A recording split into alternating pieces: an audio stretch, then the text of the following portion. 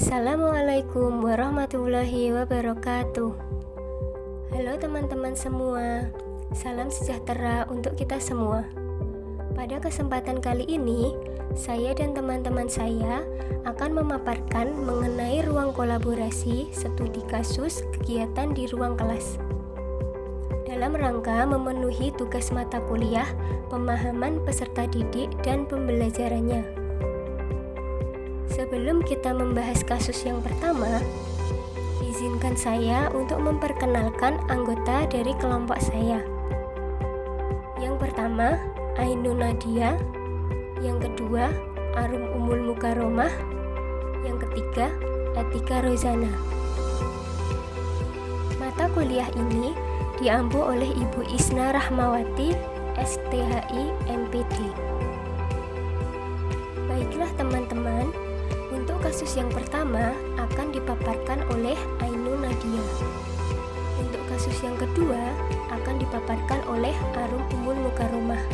Dan untuk kasus yang ketiga akan dipaparkan oleh Atika Rozana.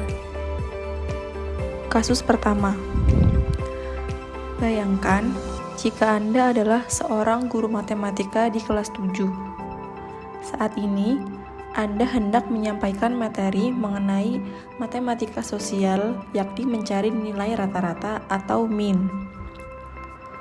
Untuk memudahkan peserta didik dalam memahami pembelajaran, Anda mencoba untuk membuat urutan atau langkah-langkah yang perlu diikuti oleh peserta didik agar dapat mencari nilai rata-rata pada sebuah soal. Anda meminta kepada peserta didik untuk mengerjakan soal yang Anda berikan. Hasilnya, peserta didik mampu mengerjakan dengan benar sesuai dengan langkah yang telah Anda siapkan. Beberapa saat kemudian, Anda meminta kepada peserta didik untuk mengulangi soal yang sama tanpa melihat urutan pekerjaan soal, dan peserta didik mampu mengerjakannya dengan benar.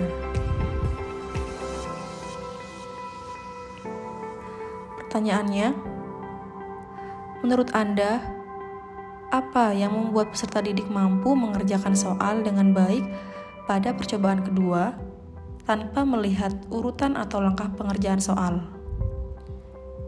Jawabannya, pada kasus tersebut, guru memberikan bantuan kepada peserta didik pada awal pembelajaran, kemudian memberikan kesempatan kepada peserta didik untuk mengerjakan secara mandiri. Peserta didik mampu mengerjakan soal dengan baik pada percobaan kedua tanpa melihat urutan karena peserta didik telah memahami konsep dasar cara mencari nilai rata-rata atau min. Hal ini sejalan dengan teori konstruktivisme sosial Vygotsky, yaitu scaffolding.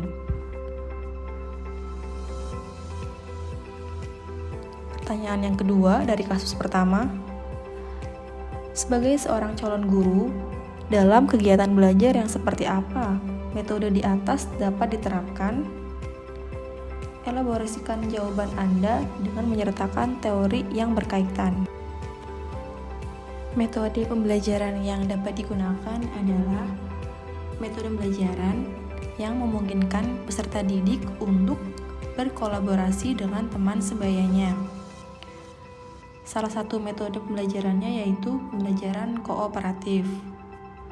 Sedangkan teori yang mendasarinya adalah teori konstruktivisme.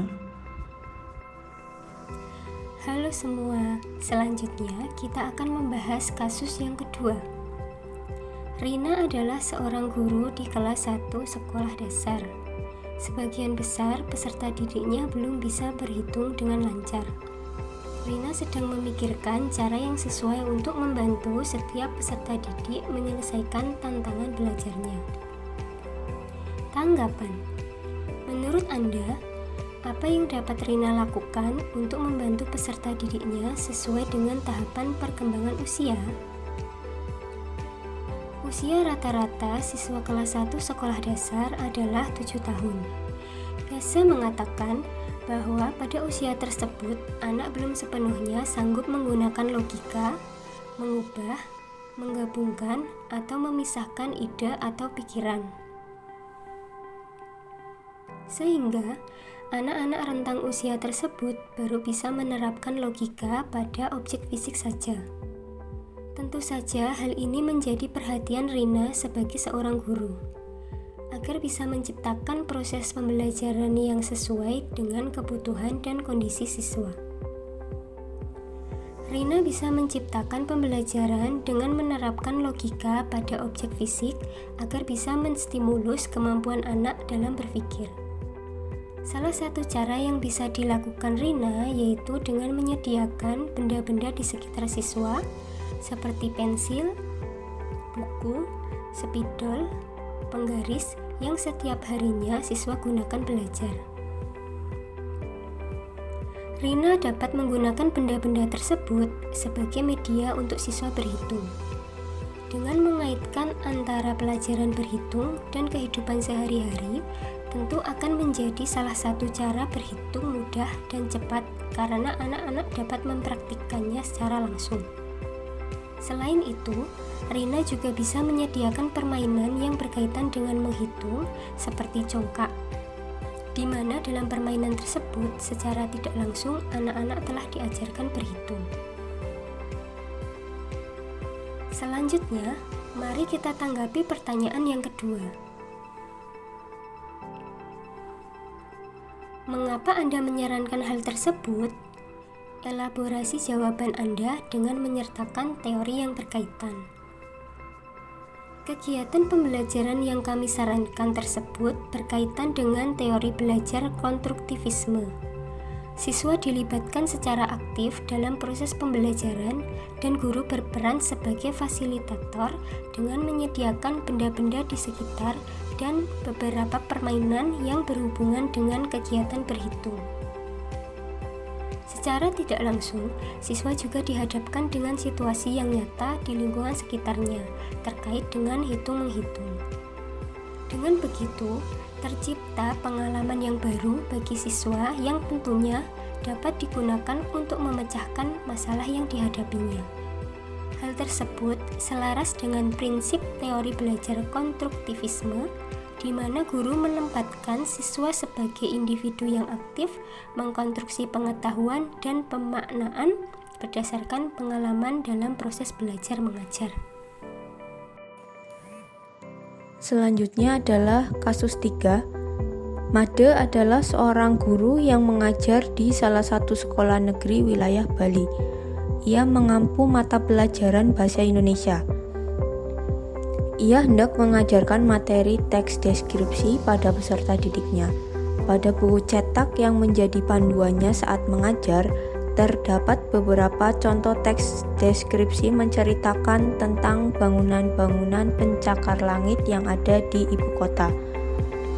Dengan memperhatikan latar belakang setiap peserta didiknya, Made pun mencoba untuk memberikan contoh berbeda. Ia memberikan contoh teks deskripsi tentang pantai dan makanan khas Bali. Menurut Anda, apakah pertimbangan dan keputusan Made sudah sesuai? Mengapa demikian? Menurut tanggapan kami, pertimbangan dan keputusan Made dalam memberikan contoh teks deskriptif tersebut sudah sesuai dan tepat. Made menggunakan referensi pembelajaran yang berkaitan dengan lingkungan siswa atau kearifan lokal. Made melakukan relevansi yang sesuai dengan tempat Made mengajar. Made memanfaatkan potensi pantai dan makanan khas Bali dalam pembelajaran teks deskriptif. Pembelajaran ini disebut dengan pembelajaran berbasis local wisdom. Pembelajaran dengan mengaitkan kearifan lokal dapat menumbuhkan rasa kepedulian terhadap lingkungan. Selanjutnya, prinsip apa yang Made gunakan dalam kasus tersebut? Elaborasi jawaban Anda dengan menyertakan teori yang berkaitan. Menurut tanggapan kami, berdasarkan prinsip dari pembuatan kurikulum, prinsip yang Made gunakan sesuai dengan prinsip fleksibilitas. Pembelajaran hendaknya memiliki sifat lentur atau fleksibel. dalam pelaksanaan suatu kurikulum memungkinkan terjadinya penyesuaian-penyesuaian berdasarkan kondisi daerah, waktu maupun kemampuan dan latar belakang. Hal yang dilakukan mengacu pada teori belajar konstruktif yang dikemukakan oleh Vygotsky. Vygotsky mengklaim bahwa sebagian besar dari apa yang kita pelajari anak-anak berasal dari budaya di mana mereka tinggal. Itulah tanggapan dari kelompok kami.